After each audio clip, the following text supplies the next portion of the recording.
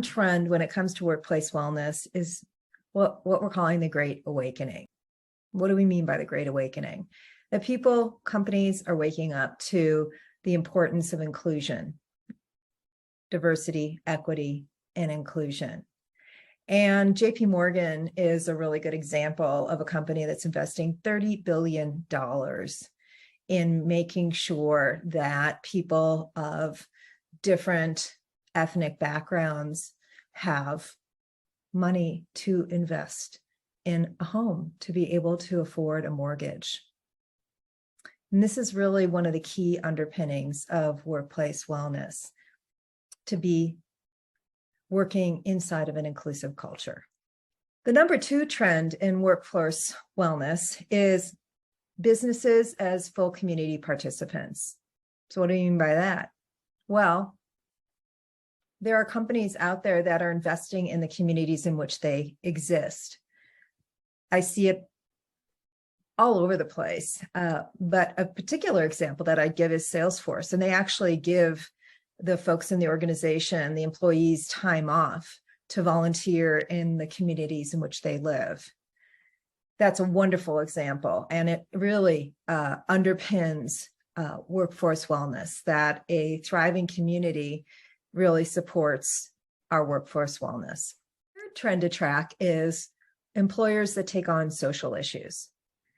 And this is an example of this would be Johnson & Johnson, where they are providing safe drinking water to communities around the world, and they're also making a significant investment in renewable resources for their company. So why is this important? What does this have to do with employee wellness? People want to work for companies that value what they value, that they're making a difference in areas where the employees feel is important to them.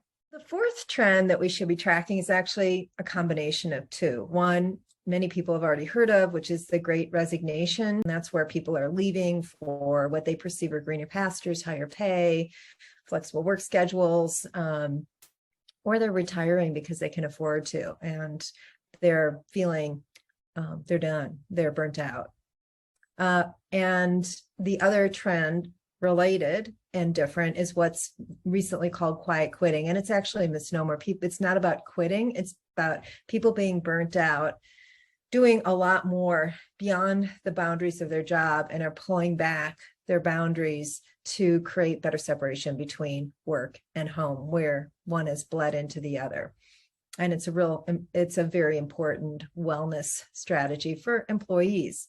And an example of a company that's meeting the need for employee flexibility here and realizing that there's not a one-size-fits-all formula is Target. And so they're doing a lot around that.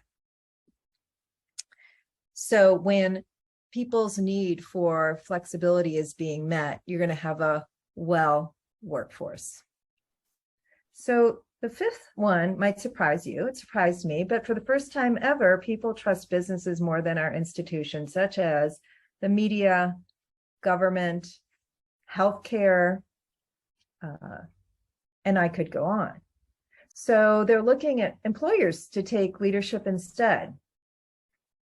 And employees want to trust their leaders. And one of the things that's happening out there that I think is exciting is the B Corp movement, which is international.